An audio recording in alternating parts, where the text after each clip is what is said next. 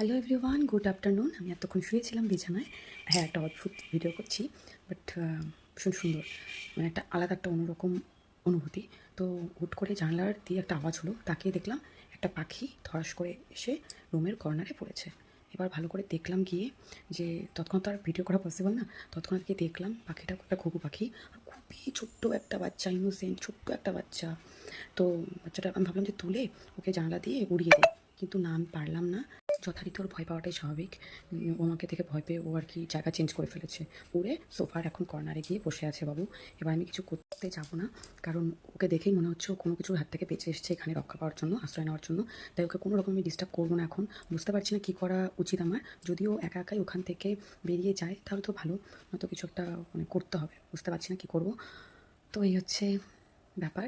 খারাপ লাগছে পাখিটার জন্য। পাখিটা ভয়ে আছে এক, দুই এমন একটা জায়গায় আছে ও বুঝতে পারছে না কী করবে। এবার আমিও বুঝতে পারছি না ওকে আমি কী করবো। তো তোমরা যদি কেউ জেনে থাকো তো বলো কী করা উচিত। আর পাখিটার যা ভিডিওগুলি আমি তুলেছি এতক্ষণে, সেটা আমি ছোটো ছোটো ছোটো ক্লিপ আমি এখানে তুলে যাচ্ছি, দেখো তোমরা। চলো আজকের মতো টাটা। এই দেখো তোমরা, বুঝতে পারছো কি না, এটা একটা ঘুঘু পাখির বাচ্চা। আর লাইটটা দিলে যদি উড়ে যায়, লাইটটাকে দিব, এই যে লাইটটা দেওয়ার পর এই দেখো।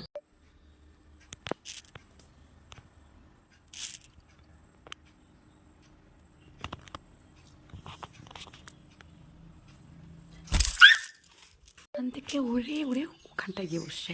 আমি আর ওকে কোনো ডিস্টার্বই করবো না, কোনো রকম ডিস্টার্ব করবো না, কিচ্ছু করবো না ওকে আমি। ওখানে আসে, ওই যে ওই তো ওখানে চুপ করে লুকায় আছে।